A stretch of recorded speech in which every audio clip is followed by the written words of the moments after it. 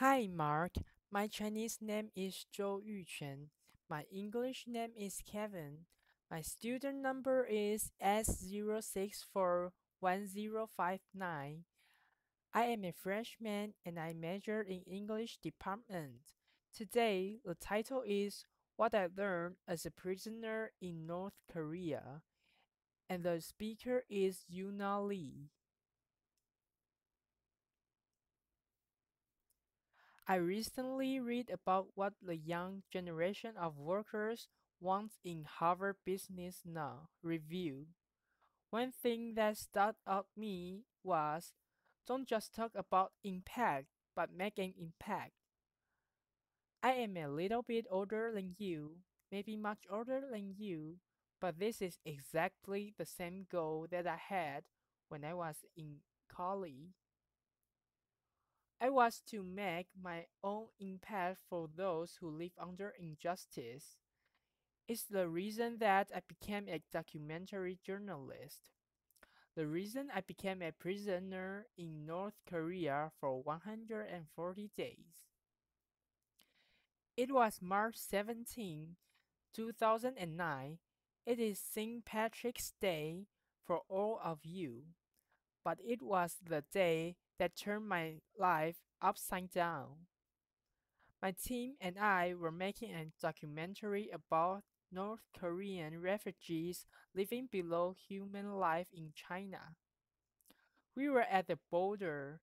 It was our last day of filming.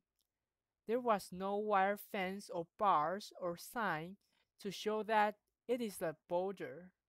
But this is a place that a lot of North Korean defectors use as an escape route. It was still winter, and the river was frozen. When we were in the middle of the frozen river, we were filming about the condition of the cold weather and the environment that North Koreans had to deal with when they seek their freedom. And suddenly, one of our team members shouted, "Soldiers!" So I looked back, and there were two small soldiers in green uniform with rifles chasing after us. We all ran as fast as we could. I prayed that I prayed that please don't let them shoot my head. And I was thinking that if my feet are on Chinese soil, I'll be safe. And I made it to Chinese soil. Then I saw my colleague Laura Lynn fall on her knees. I didn't know what to do at that short moment, but I knew that I could not leave her alone there when she said, "Yuna, I can feel my legs." In a flash, we were surrounded by these two Korean soldiers. They were not much bigger than us, but they were determined to take us their army best. I begged and yelled for any kind of help, hoping that someone would show up for China. Here I was, being stubborn toward a trained soldier with a gun. I looked at his eyes. He was just a boy. And that moment, he raised his rifle to hit me, but I saw that he was hesitating. His eyes were shaking, and his rifle was still up in the air. So I shouted at him, "Okay, okay, I will walk with you." And I got up. When we arrived at when we arrived at their army base, my head was spinning with these war-cast sceneries, and my colleague's statement wasn't helping. She said, "We are the enemy." She was right. We are the enemy, and I was supposed to be frightened too, but I kept having these odd experiences. This time, an officer brought me his coat to keep me warm, because I lost my coat in the frozen river what, while battling with one of these soldiers. I will tell you what I mean by these odd experiences. I grew up in South Korea. To us, North Korea was always the enemy. Even before I was born, South and North have been under our armistice for 63 years, since the end of the Korean War. But growing up in the South in the 80s and 90s, we were taught propaganda about North Korea, and we heard so many graphic stories, such as a little young boy being brutally killed by North Korean spies just because he said, "I don't like communists." Or I watched this cartoon series about a young South Korean boy defeating this fat, big red pig with represented represent, represented the North Koreans' first leader at the time. And the effect of hearing these horrible stories over and over instilled one word in a young mind: enemy. And I think at some point I dehumanized them, and the people of North Korea became equated with the North Korean government. Now, back to my detention. It was the second day of being in a cell. I had not slept since I was out at the border.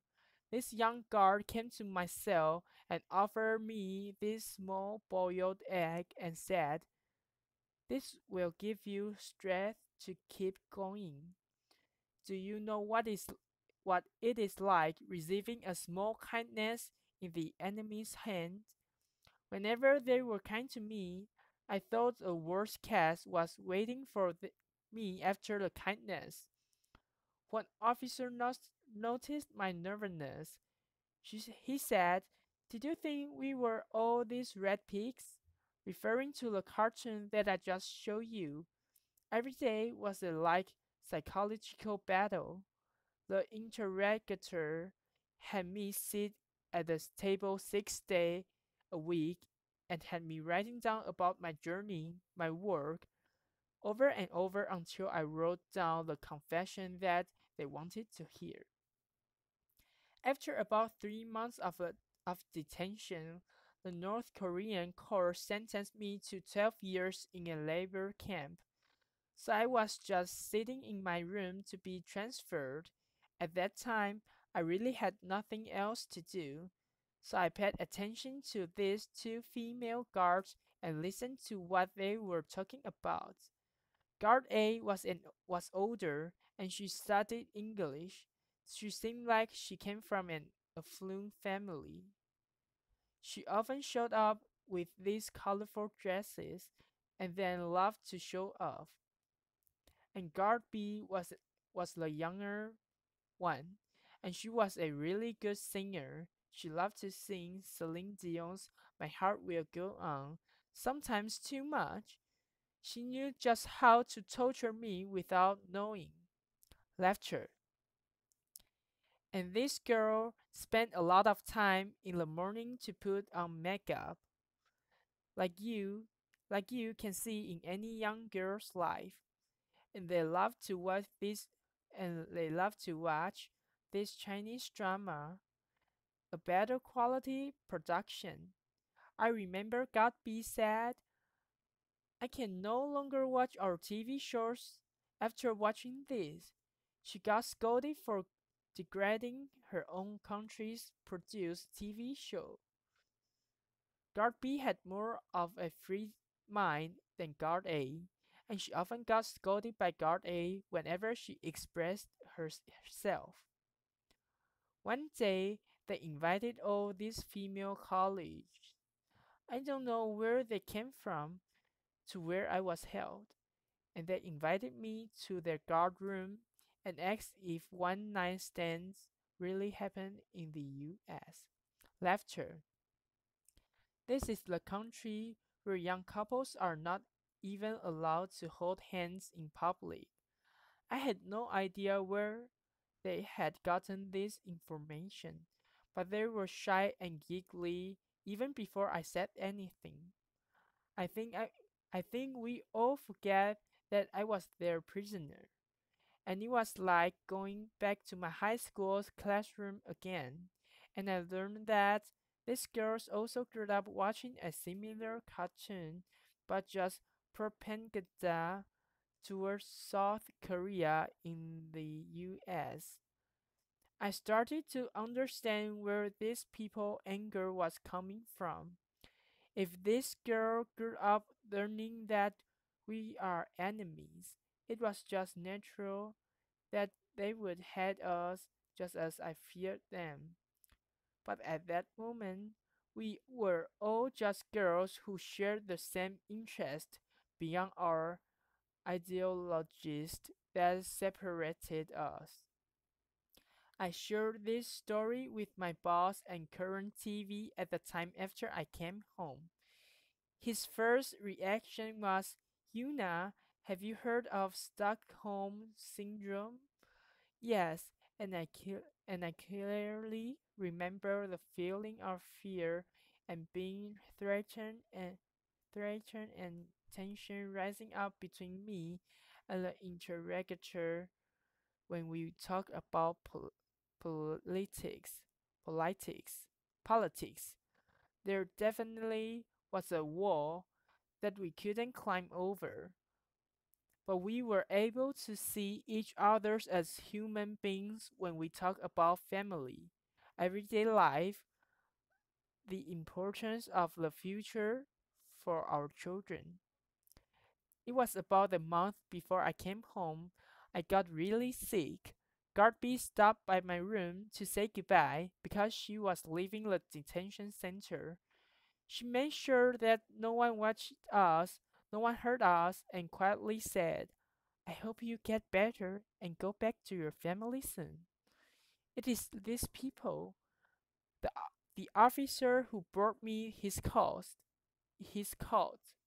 the guard who offered me a boiled egg, this female guard who asked me about dating life in the US. They are the one that I remember of North Korea. Humans just like us. North North Koreans and I were not ambassador of our countries, but I believe that we were representing the human race. Now I'm back home and back to my life. The memory of these people has blurred as time has passed, and I'm in this place where where I read and hear about North Korea provoking the US. I realized how easy it is to see them as an enemy again, but I have to keep reminding myself that when I was over there, I was able to see humanity over hatred in my enemy's eyes. Thank you. Applause.